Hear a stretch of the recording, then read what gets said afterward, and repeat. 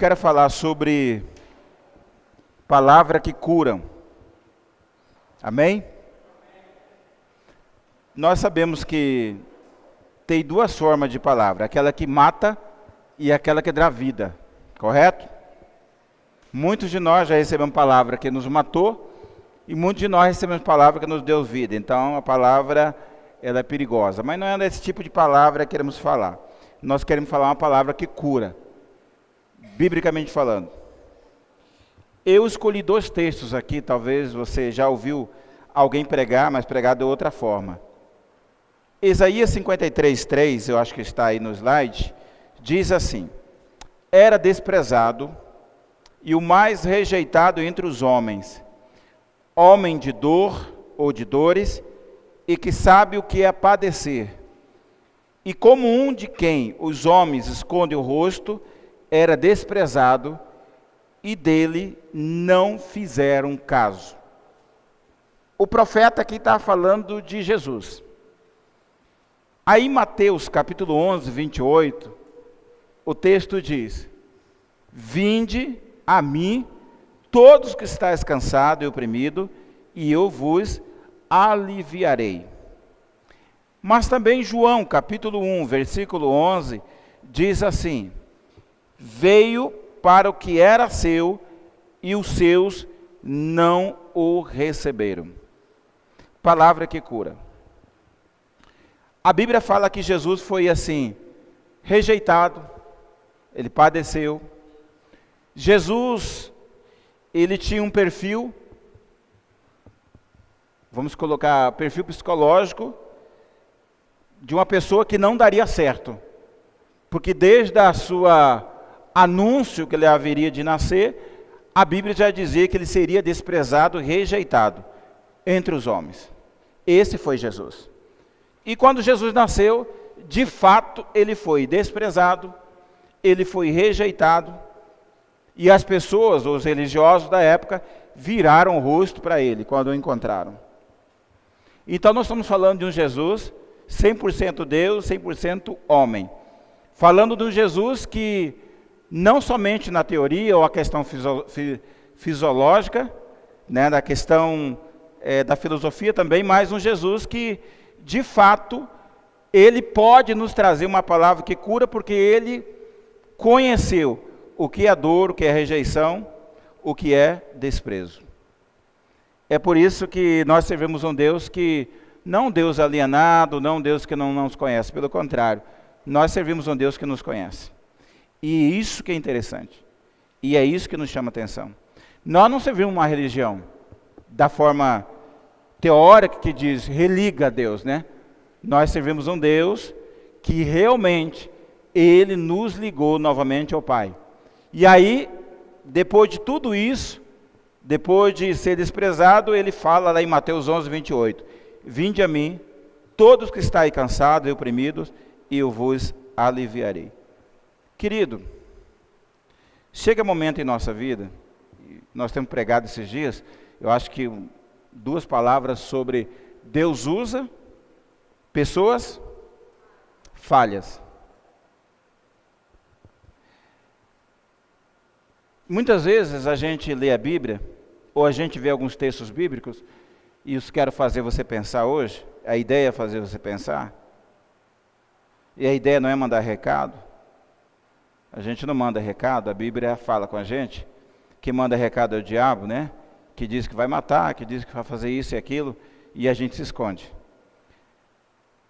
Uma coisa importante que acontece muitas vezes com a gente, pelos perigos que nós passamos, pela rejeição que nós passamos, pelo desprezo que nós passamos, ou pela dificuldade que nós passamos, nós, quando vamos ler a Bíblia, a gente, de alguma forma, a gente fica impressionado e muitas das vezes a gente acha que o que está escrito na Bíblia não pode acontecer com a gente. Porque a gente está tão dolorido, tão sofrido, e a gente, quando alguém olha, lê para a gente, ou quando a gente fala que existe um Deus que se preocupa, que ama a gente, por estar tão massacrado, tão judiado, a gente entende assim que Deus de fato não não conhece a realidade talvez nossa. Mas aí quando a gente volta na palavra, ou na Bíblia, a Bíblia diz que ele seria desprezado, rejeitado, padeceu, seria incompreendido, iriam chamá-lo de diabo, e chamaram Jesus de diabo, Beelzebul, né, chamando o Deus da mosca, né, o diabo da mosca.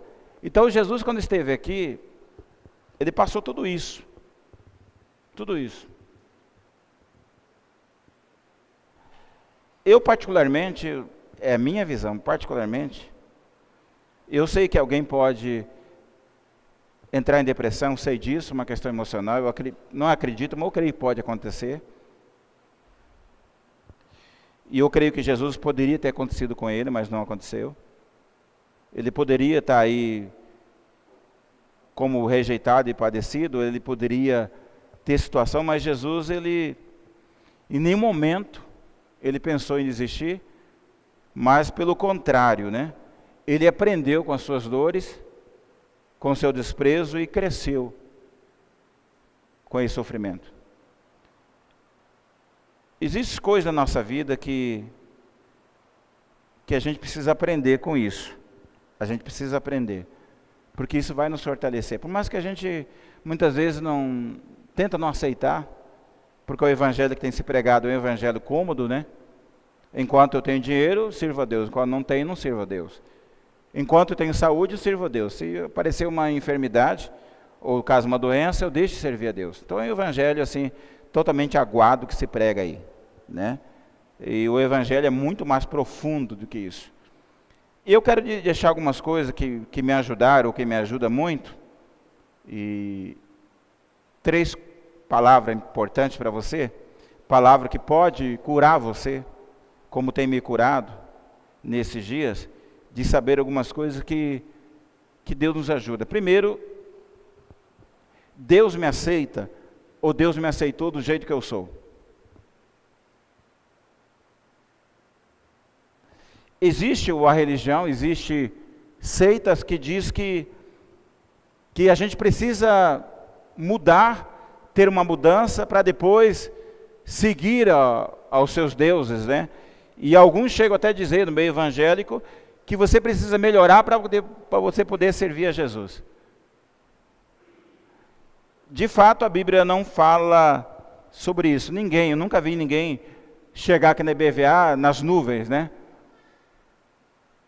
Chegar na IBVA bem.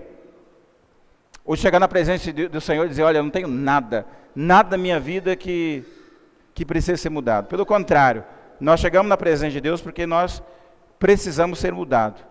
E Deus aceita a cada um de nós do jeito que nós somos. Do jeito que nós somos. Pode ser que outras pessoas não aceitem você do jeito que você é. Mas a Bíblia diz que Deus nos aceitou como nós somos. E aí Efésios capítulo 1, 5 e 6 diz, e nos predestinou para Ele, ou nos escolheu para Ele, para a adoção de filhos por meio de Jesus Cristo, segundo o beneplácito de sua vontade, para louvor da glória e da sua graça, que Ele nos concedeu gratuitamente no amado Senhor. Foi Deus que chamou a mim e a você. E Deus não fez e nunca fará acepção de pessoas. Então Deus, Ele aceitou ou aceita você como você é.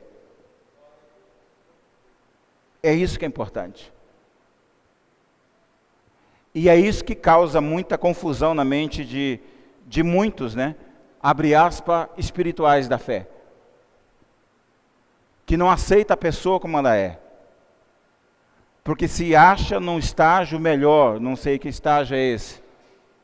Mas Deus, Ele nos aceita como nós somos. Romanos capítulo 15, 7 diz, porque acolhei-vos uns aos outros, como também Cristo acolheu, para a glória de Deus. Eu estava perdido, Deus me acolheu. E Deus não impôs condição para mim, irmãos. Tipo, você precisa melhorar, Júlio, para poder me seguir. E de repente eu vou te amar. Ou de outra forma, nem pensar. Do jeito que você está, Júlio, você vai ficar e morrer, porque eu não aceito você como você está. Não é isso que Deus nos fez. A Bíblia fala que Ele nos acolheu, nos abraçou, nos aceitou do jeito que nós somos ou estávamos. E dentro desse aceitar, andando com Deus, nós teremos a nossa vida mudada. É essa pedagogia maravilhosa que eu tenho aprendido com Deus. Romanos, ou Salmo 27, 10, diz assim: porque se meu pai e a minha mãe me desampararam, o Senhor me acolherá. Falando sobre pessoas que foram rejeitadas pelos pais e que talvez nunca os seus pais o amaram de fato como deveria ser, a Bíblia diz que o Senhor é chamado de pai.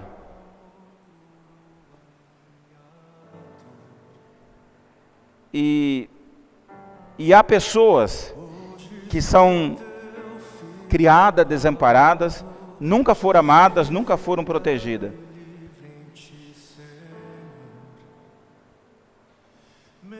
Você tem ideia, irmãos, de que quando uma pessoa não é amada, você entende, consegue imaginar quando um adolescente, ele não é amado?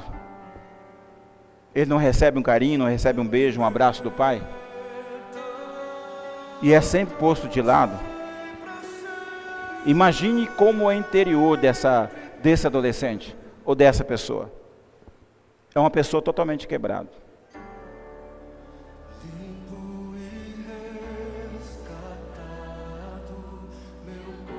A primeira vez que eu dei um beijo no meu pai, eu dei um beijo nele, que eu tinha aceitado Jesus, estava muito feliz.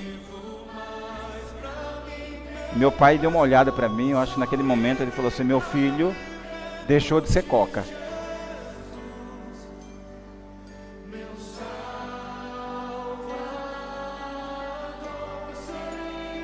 Imagina um adolescente como eu ser criado sem um colo de pai, sem carinho, sem nada. E aí a gente volta para a Bíblia, e a Bíblia fala que Deus nos aceitou como nós somos. E esse aceitar de Deus é a aceitação como filho dele. Em outras palavras, como ele tratou Jesus, como filho dele, o único filho. Ele está dizendo: eu vou tratar você dessa forma também.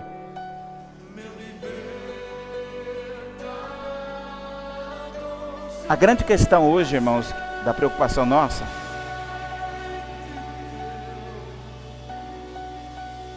é que tem muitos jovens, adolescentes em nosso meio, ou fora, mas vamos falar dentro da igreja, que lá fora a gente já sabe o que é, que nunca receberam um beijo, um carinho dos seus próprios pais.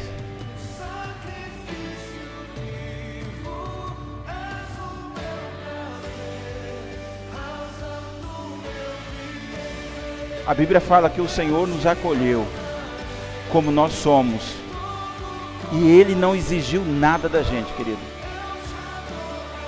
Ele olhou de lá de cima, olhou para mim, para você, e disse: esse ou essa é meu, é minha filha ou filho amado.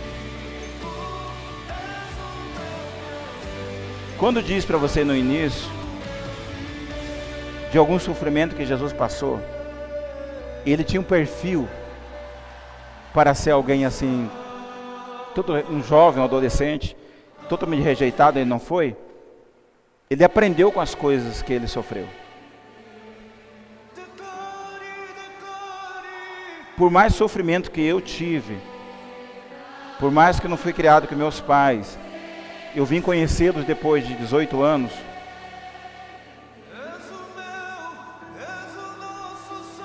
Eu não permiti a forma que eles me trataram, ou que eles nunca me trataram, eu pudesse passar de criar meus filhos da forma que Ele fez comigo.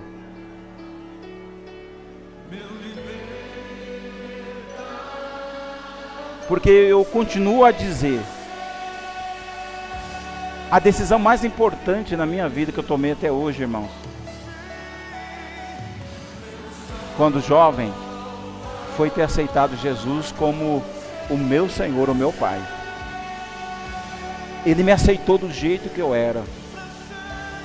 E até hoje eu não sou uma pessoa fácil. Ele me aceitou desse jeito. E em todos os sofrimentos que eu passei na minha vida, eu tive de aprender com isso. E aprendi com isso. Coisas boas, coisas não muito boas e coisas ruins. Então, Deus, Ele nos aceitou, Ele nos acolheu. Acolher é trazer alguém para dentro, acolher é dar proteção para alguém, acolher é alimentar, acolher é lavar, acolher é vestir, acolher é tirar os carrapatos, é tirar os piolhos, isso é acolher. E Deus fez isso comigo, Deus faz isso com a gente.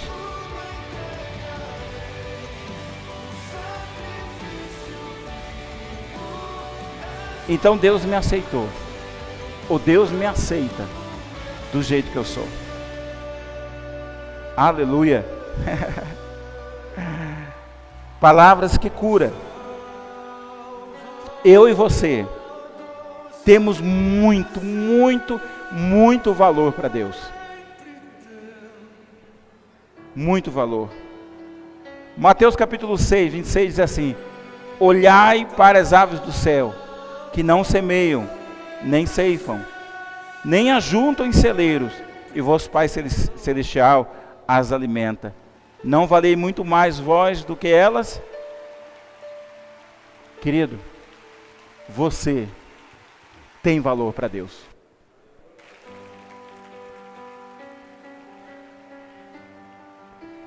Por que a ideia de palavras que cura? Porque eu preciso entender e compreender que Deus me aceitou do jeito que eu sou.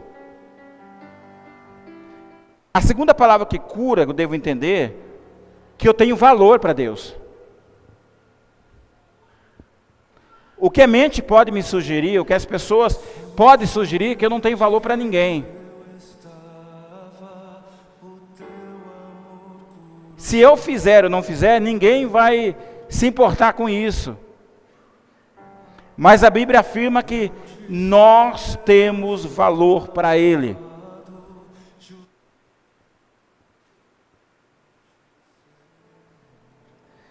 Nós podemos hoje, talvez até escrever uma matéria dizendo assim: dê valor para as pessoas como você dá valor para o seu cachorro.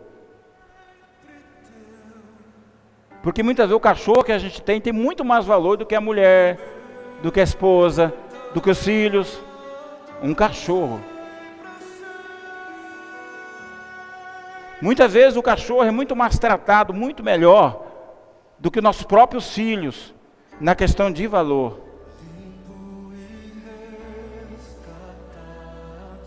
Porque se meu cachorro não come, eu pego rápido, eu vou procurar uma ajuda. E muitas vezes, para minha família, eu não faço isso. Então nós temos muito valor para Deus, querido.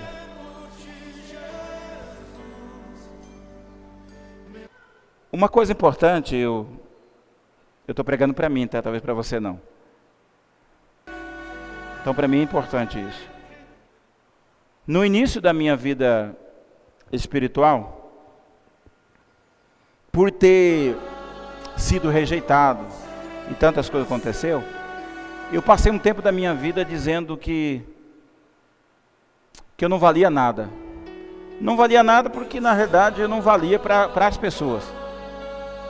Eu não valia nada para minha avó, eu não valia nada para meu pai, minha mãe, eu não valia nada. E quando aceitei Jesus, eu ainda continuava a dizer isso. Mas um dia, lendo a palavra, Deus diz para mim, ó, você vale muito mais do que um pardal. Você vale muito mais do que um cachorro. Você vale muito mais do que um gato. Muito mais.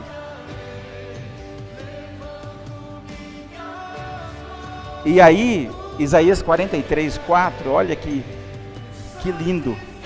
Visto que foste preciosos, ou precioso meus olhos, digno de honra, eu te amei. Darei homens por ti, novos povos, pela tua vida. Quando Deus olha para a gente, irmãos, Ele diz assim, aí está alguém que valeu a pena morrer por ele. Aí está alguém que tem grande valor para mim. É assim que Deus olha para a gente. Nós não somos mais um na multidão. Nós fazemos parte de um Deus que sempre deu valor para a gente.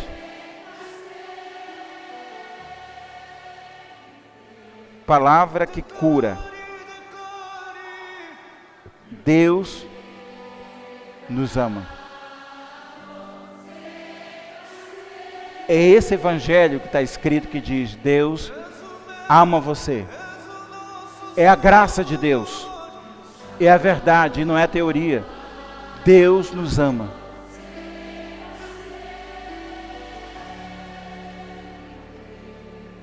Isaías 54:10 diz, porque os montes se retirarão, e os outeiros serão removidos, mas a minha misericórdia não se apartará de ti, e a aliança da minha paz não será removida nunca, diz o Senhor, que se compadece de ti. Isso é amor, irmãos. Um amor consistente, incondicional. Porque nós servimos um Deus que não vira casaca. Malaquias capítulo 3:6 diz assim, porque eu, o Senhor, não mudo. Ele não disse assim, ó, eu vou te amar se você não fizer isso, eu vou te amar se você fizer aquilo, eu vou te amar se você deixar de fazer aquilo. Não. Ele nos fez uma aliança. Ele me ama.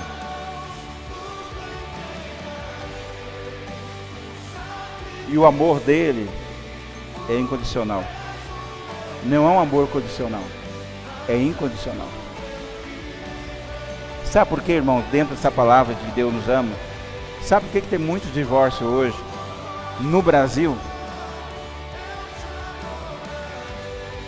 É por causa do amor condicional. Está tudo bem, eu te amo, mas se dá alguma coisa errada, eu não te amo mais.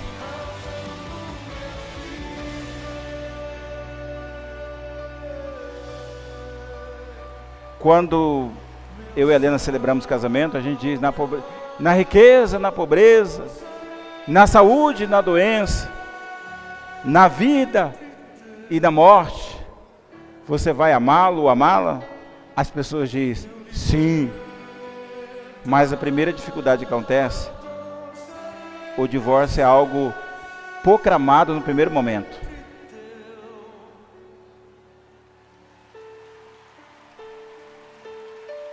Deus é um Deus de soluções, irmãos. De misericórdia, e é um Deus que compadece. É o Deus de paz. E as pessoas vão ver de buscarem o Senhor, né? A primeira atitude que elas buscam é a maneira mais fácil, né? Ir até o cartório, que nem precisa, segundo a lei hoje, de advogado.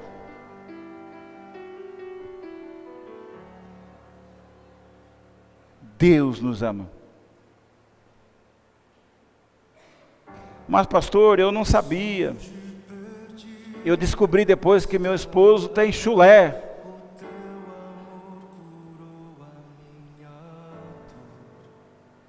Eu digo a essa irmã, pegue o pé do seu marido, coloque polvilho gramado no pé dele, corte as unhas dele e vai acabar o chulé. Mas pastor, eu não sabia, meu marido tem um mau hálito, parece que ele come cebola com alho. Eu disse, compre uma caixa de house preto, de manhã cedo faça engolir 10 pastilhas por dia, e no final do dia vai dar tudo certo. São motivos, né, de deixar de amar. Por mais que não existe, né, o diante de Deus, não existe incontabilidade de gênios. É uma grande crise hoje, de deixar de amar. Mas Deus é o solucionador das incontabilidades de gênios. Deus disciplina, corrige, e Ele transforma o nosso relacionamento. A última palavra que cura, Deus nos perdoa. Isaías 57, o 5, 7 diz, deixe o perverso o seu caminho, o iníquo e os seus pensamentos. Converta-se ao Senhor, que compadecerá dele, e volte-se para o nosso Deus. Ele é rico em perdoar. As pessoas têm muita dificuldade de perdoar, irmãos. Mas Deus é rico em perdoar. Um dia perguntaram para Jesus quantas vezes deveria perdoar. Jesus respondeu, 7. 70 vezes 7. Eu descobri, eu tenho falado sobre isso, que somente pessoas fortes podem perdoar. Os fracos não conseguem perdoar. Os fracos dizem assim, se aquela pessoa vier comer na minha mão, aí talvez eu perdoo. Isso é fraco. O forte poderia dizer, enfrentei uma luta apesar de ser injustiçado, mas eu perdoei. Isso é forte. O fraco, ou o não perdão, irmãos, essa pessoa pode acontecer um acidente vascular, um infarto, ter problemas cardíacos, e mesmo assim ela pode entrar na ambulância do bombeiro gritando, eu não perdoo você, né? Mesmo morrendo vai dizer isso. Miqueias 7,19 diz assim, tornará a ter compaixão de nós, pisará aos pés a nossa iniquidade e lançará todos os nossos pecados na profundeza do mar.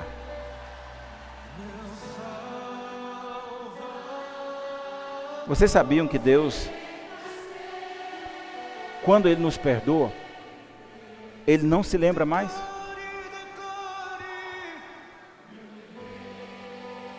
Eu quero dizer uma coisa para você, irmãos, biblicamente agora, de Miqueias. Sabe o que o diabo coloca em nossa mente? Ele coloca que Deus não nos perdoou. E a gente fica a vida toda pedindo perdão de uma coisa que Deus já perdoou.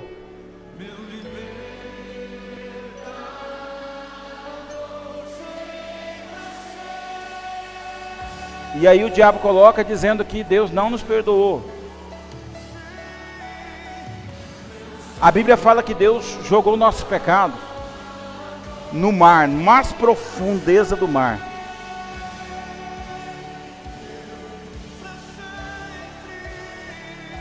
Mas eu sei também que tem algumas pessoas que saem com a vara na mão tentando pescar o pecado que Deus já perdoou.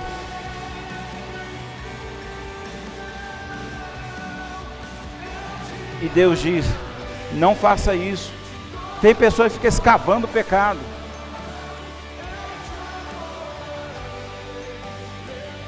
Ah, porque você fez isso e aquilo, você fez aquilo. Querido, já perdoou. Já foi. Esqueça. Pegá-lo de novo não vale a pena. Não vale a pena pegar de novo. A Bíblia fala que o sangue de Jesus já livrou, já perdoou, já cobriu isso.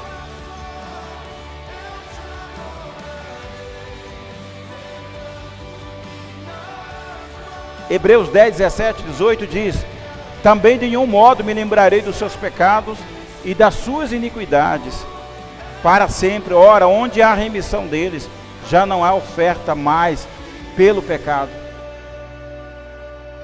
Se Jesus já perdoa, querido,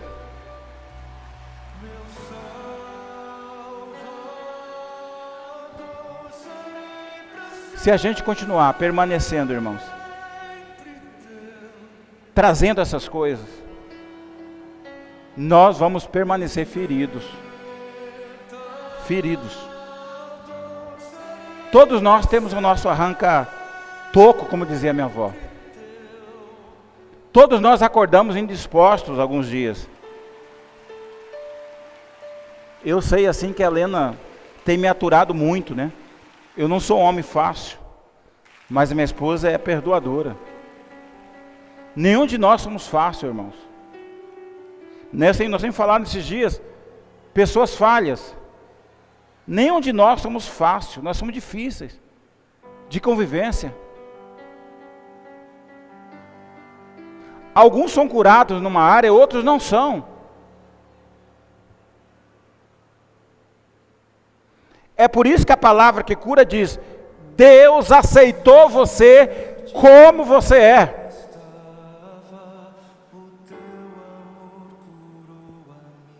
Deus ama você como você é. Você tem valor para Deus como você é ou está. É isso que a palavra está dizendo.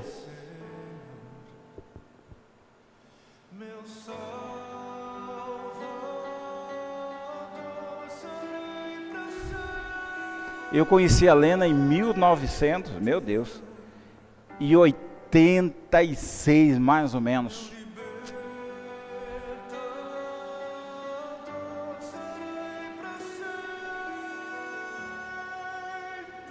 Eu acredito, e quando ela casou comigo,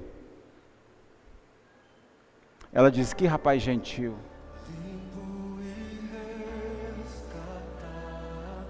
Eu tinha um Fusca, abri a porta do Fusca para ela entrar. É esse homem mesmo que eu quero.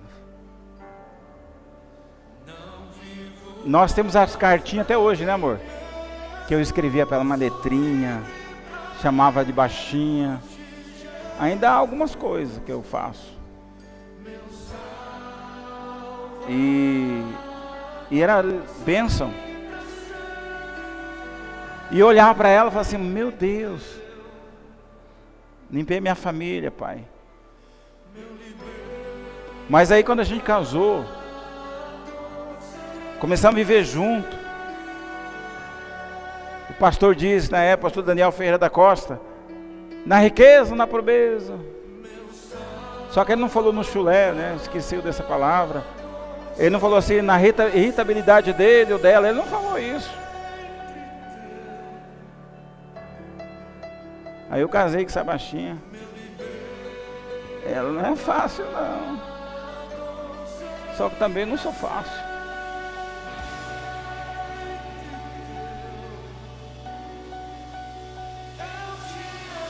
Só que nós aprendemos a ajudar um ou outro. E trazendo Deus para o relacionamento.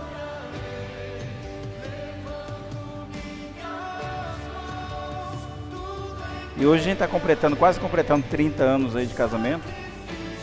Não é fácil.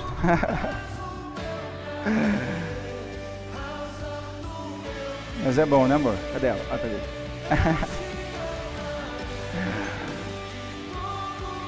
Tem hora, irmãos, eu olho para mim assim e falo assim: só o Senhor Jesus para me amar e minha esposa.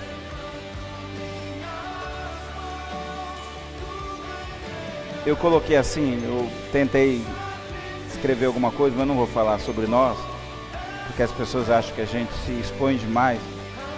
Mas eu gosto de me expor para dizer para você que também tem uma pessoa falha aqui, né?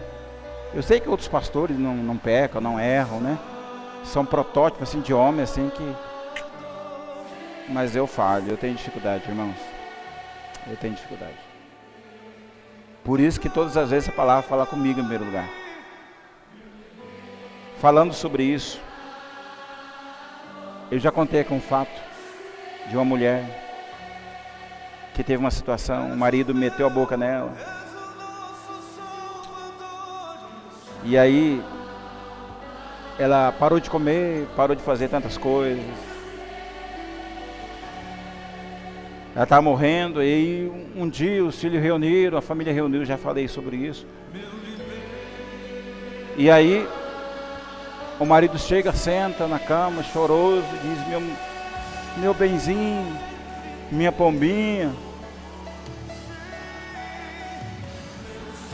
o que está acontecendo? Se continuar desse jeito, você vai morrer. E aí, ela, depois de algum tempo, ela abre a boca para falar com aquele marido e diz, olha, você se lembra, em 1901, às 15 horas e 32 minutos, olha bem, presta atenção, havia uma nuvem sobre nós estávamos debaixo do quintal, havia um arazu que sentou, e um pardal cinza, sabe até disso, né? E aí você me diz que eu era igual a minha mãe, que eu era igual a minha avó, e depois daquele dia eu comecei a morrer. O marido então pede perdão para ela, porque uma coisa importante dessa mulher, ela insistiu na dor que ela tinha, insistiu, e ela iria morrer, até que ela perdoou.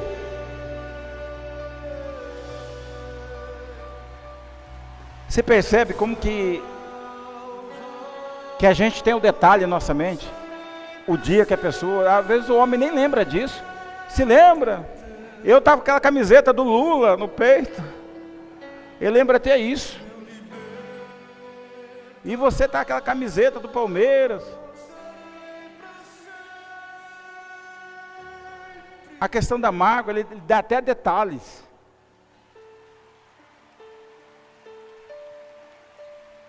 Então, quando se fala de um Deus que perdoa, é um Deus que perdoa.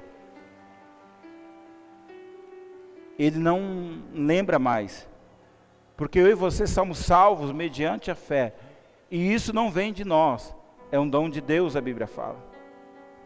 A questão nossa é que a gente precisa mudar a nossa opinião sobre Deus, porque talvez o Deus que nós conhecemos é um Deus católico, talvez o Deus que nós conhecemos é um Deus batista, presbiteriano, talvez o Deus que eu conheço é um Deus da minha avó.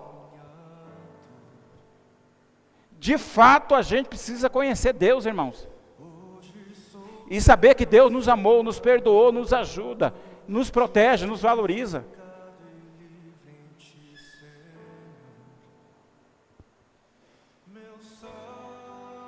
Porque nós temos pessoas em BVA que bebiam, eram alcoólatras, prostitutos, drogados, mas são curados e libertos. Então nós precisamos mudar a nossa opinião sobre Deus. Precisamos, irmãos, urgente. Porque não estamos servindo a um Deus dando opinião que Deus não é assim.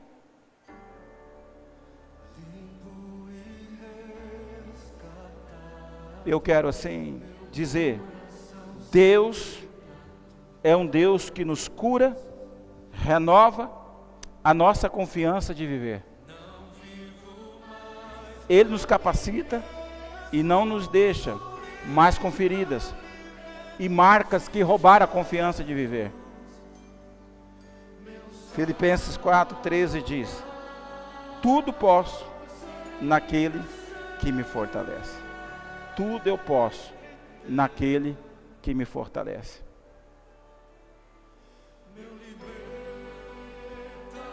Eu posso resistir. Eu posso superar tudo. E eu posso suportar tudo. porque é Deus quem me fortalece. Você pode, irmãos, resistir a tudo, superar tudo, suportar tudo. Você e eu podemos. Então por que a gente se sente inseguro? Porque no passado pessoas tentaram destruir.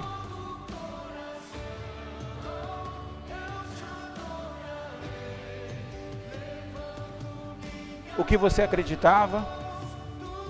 E nós temos trazido muitas coisas para o presente da nossa vida. Então não podemos mais viver do passado. Não viva de feridas passadas.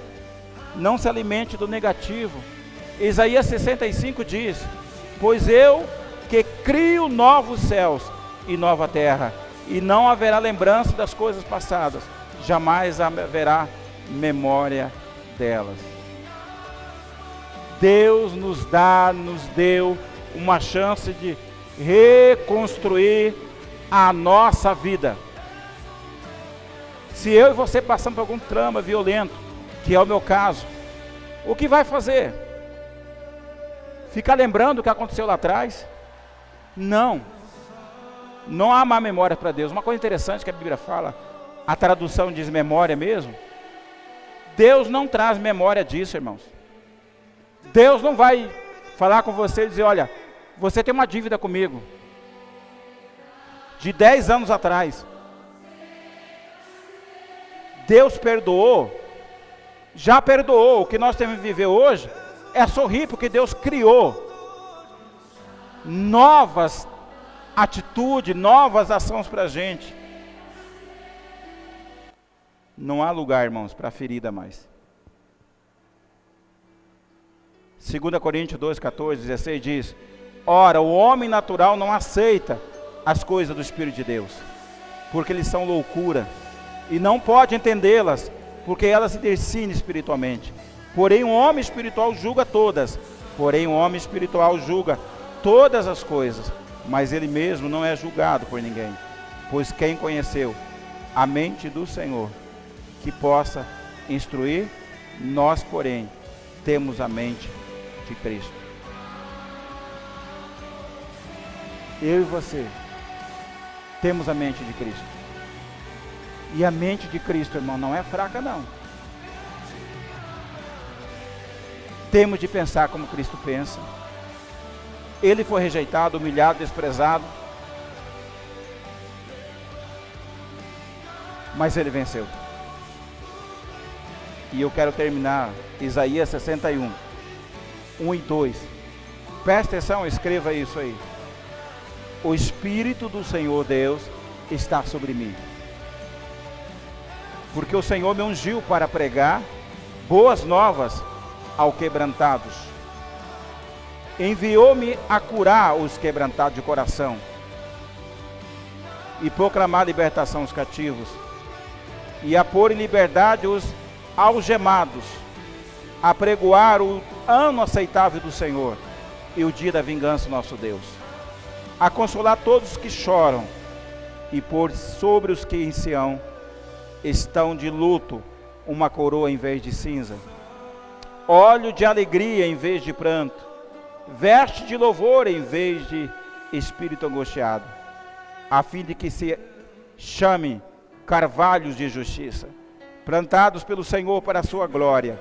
Edificarão os lugares antigamente assolados, restaurarão os que antes destruídos, e renovarão as cidades arruinadas, destruídas de geração e geração.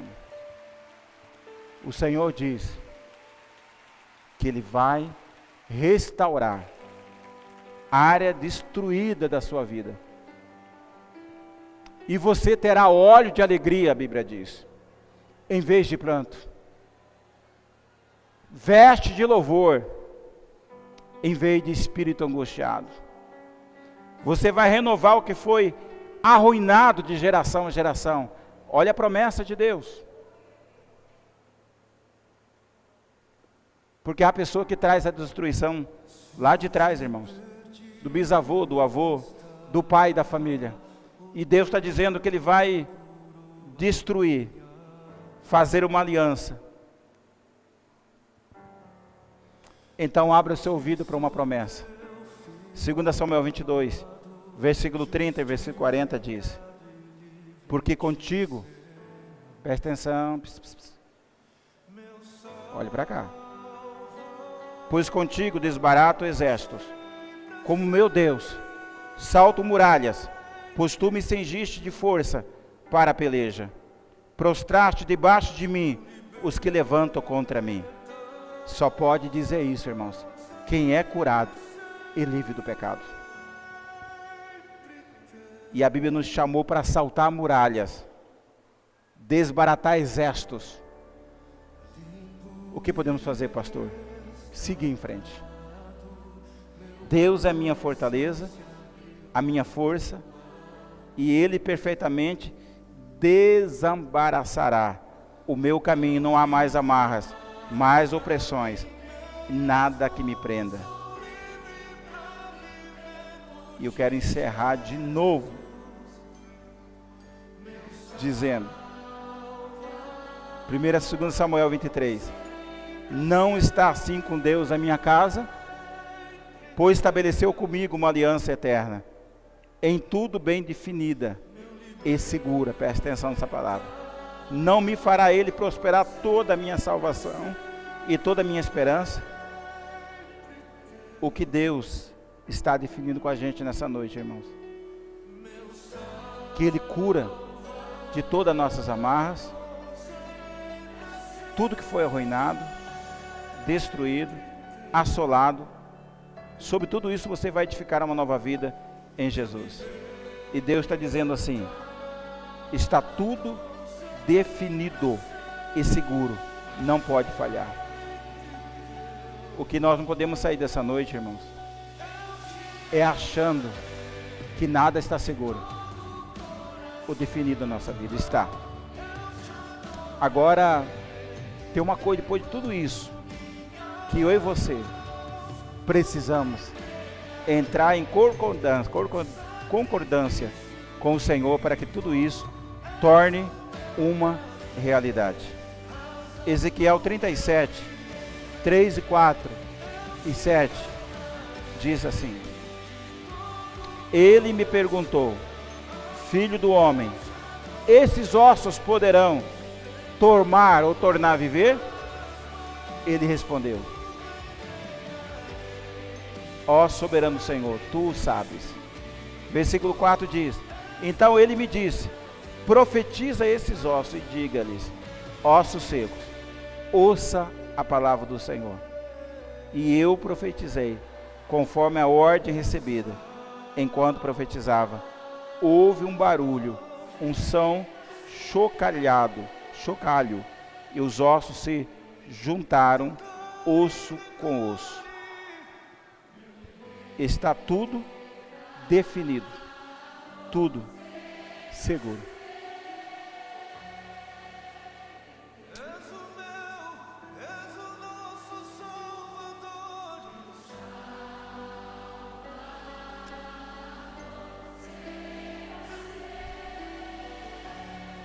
Terça-feira, 2 semanas atrás,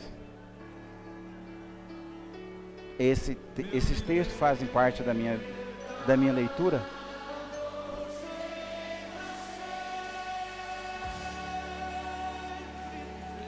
A Lena não está muito bem pela manhã, na terça-feira. Pedro estava na aula, Jé também na aula. Ficou eu e a Lena em casa. E aquela terça-feira não foi legal pra gente. Eu estou nesse estado, recuperando. E tinha coisas que eu não estava fazendo, agora já estou fazendo. E a Lena deitou, ela precisa descansar.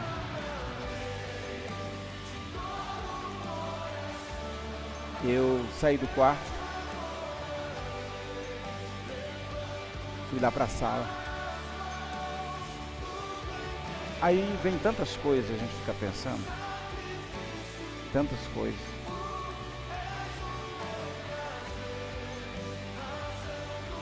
E eu disse para Deus lá na sala: eu não posso ficar mais assim, Deus.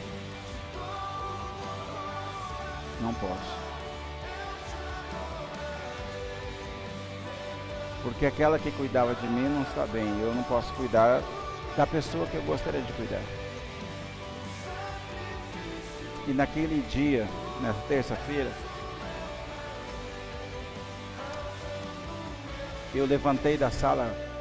Eu não estava andando sozinho desde então. Eu levantei da sala. Eu falei: nem que eu caio, nem que eu bato o rosto na parede, mas eu preciso andar. E naquela terça-feira, eu levantei-me do sofá. Eu comecei a andar e não parei. Porque precisa haver uma concordância bíblica para isso. E na terça-feira eu estou andando sozinho já. E Deus me presenteou com uma bengala bonita. Mas eu consigo hoje andar, tá? Quinta-feira nós vamos orar. É coisa de criança que eu vou falar para os irmãos.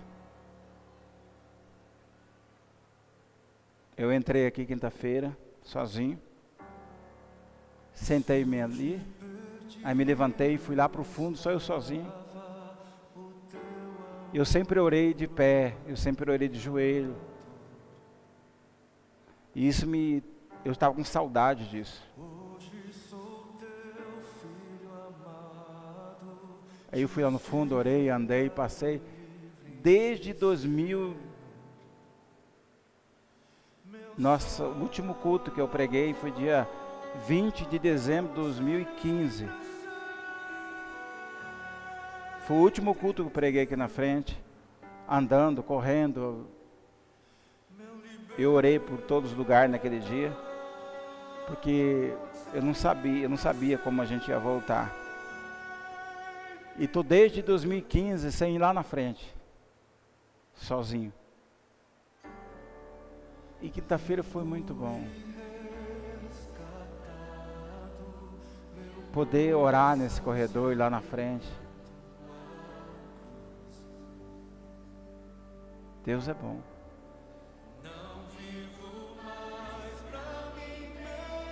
Aí eu fiquei lá no fundo orando, voltei para cá. Ontem estive aqui com a equipe de louvor, foi bênção também.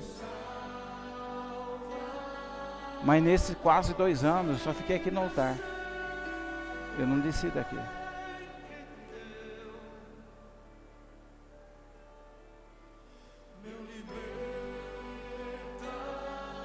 Então, para mim pregar sobre esse Deus aqui não é fácil. Não pensa você que é fácil eu pregar, é difícil. Porque algumas coisas vai contra a minha própria esperança. Romanos diz assim que eles lutaram contra a sua própria esperança.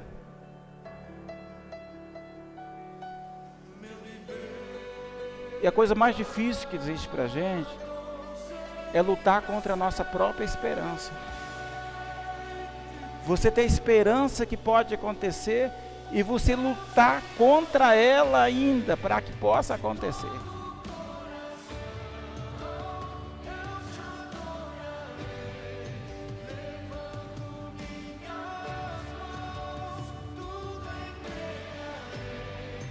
Então, não é fácil falar de algo que eu digo que é para mim, porque eu tenho lutado contra a esperança.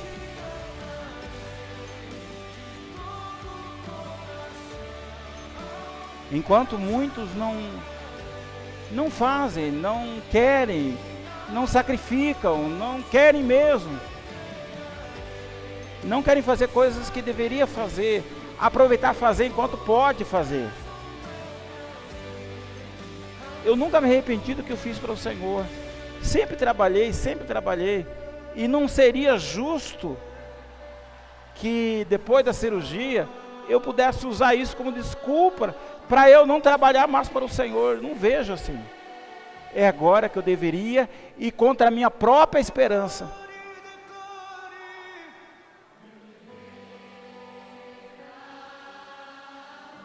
Entendeu, querido?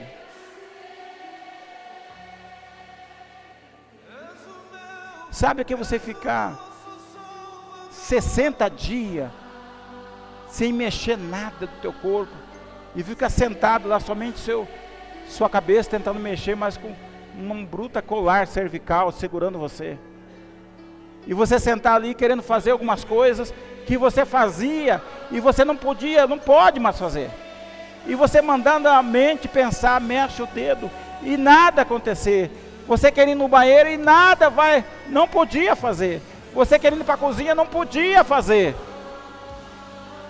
e você pensava, eu fazia tudo isso, mas em um momento me entristeci, dizendo, eu poderia fazer e não fiz. Não, eu fiz tudo o que deveria fazer. Não seria justo hoje eu usar a minha condição para não fazer. Eu faço, porque Deus me ama, me valorizou, me perdoou, me ajudou. Eu faço, eu posso, eu suporto, eu quero.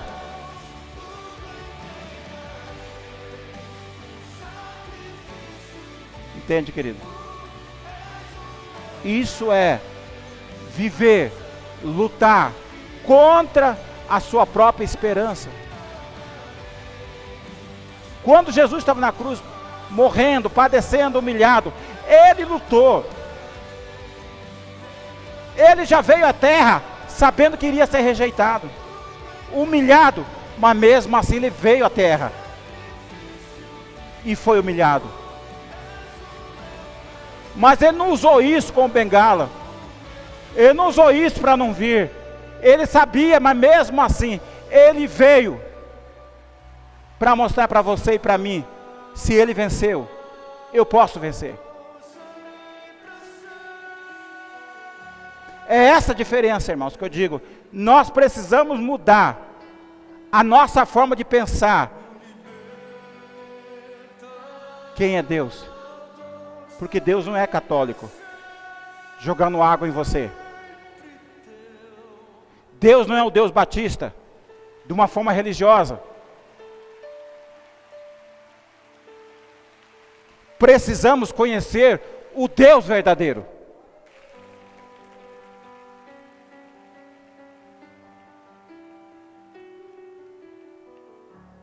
Um Deus que a igreja católica, batista, nunca ensinaram. Ensinaram da forma religiosa. É por isso que muitos de nós nas igrejas hoje não temos experiência com Deus. E na verdade não queremos também. E na verdade tem muitos fracos que estão dizendo não posso, não suporto, porque não conhece a Deus. Porque se conhecer a Deus, você vai começar a falar como Deus falou. Tudo posso naquele que me fortalece. Eu vou resistir. Eu vou suportar.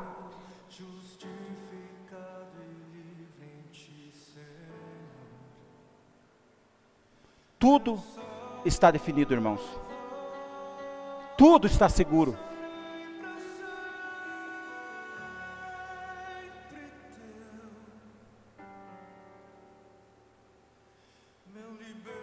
Eu já estou me vendo. O seminário será um seminário maravilhoso. O último foi em 2016. Este ano não tivemos por causa do congresso de família.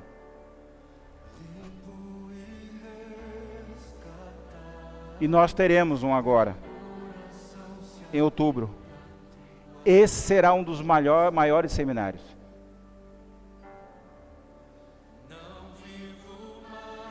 Porque tudo já está definido. Tudo já está seguro. Deus já escreveu, já liberou. E eu preciso estar correndo. Falei para Deus, você está correndo, Deus. Vou estar de pé. Vou estar seguro. Suportar a dor, suporto. O que eu não vou, irmãos, é desistir da palavra que tem me curado. Isso nunca. Retroceder, jamais. Não posso. Posso até pensar. Está difícil, mas não posso retroceder. Está difícil? Tá, pastor, muito difícil. Então eu digo a você, suporte. Resista. Resista. Essa é a palavra que Deus quer nos dar. Porque Ele perdoou a gente. Ele nos amou. Ele valorizou a gente. É esse Deus que nós servimos. É o Deus que eu sirvo, o Deus que está aqui. Deus bom, poderoso. Vocês vão ver, quem for no seminário, né, que já está definido e seguro, você vai ver o que Deus vai fazer. Sabe o que Deus vai fazer? Eu vou dizer a você. Uma das coisas, Deus vai limpar, irmão, a geração nossa. Porque com o safado, miserável, sujo e fedido, o diabo está querendo fazer, é destruir a nossa geração hoje. Se ele destruiu a geração nossa, do meu pai, da minha mãe, a minha não vai destruir. Porque eu sou uma pessoa que resisto.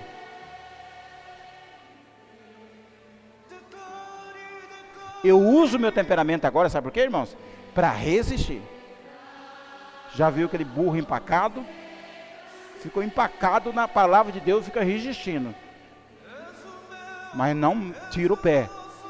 Não muda de posição. Se Deus quer me levar, vai me levar nessa posição de resistência. Eu vou continuar. Não mudo.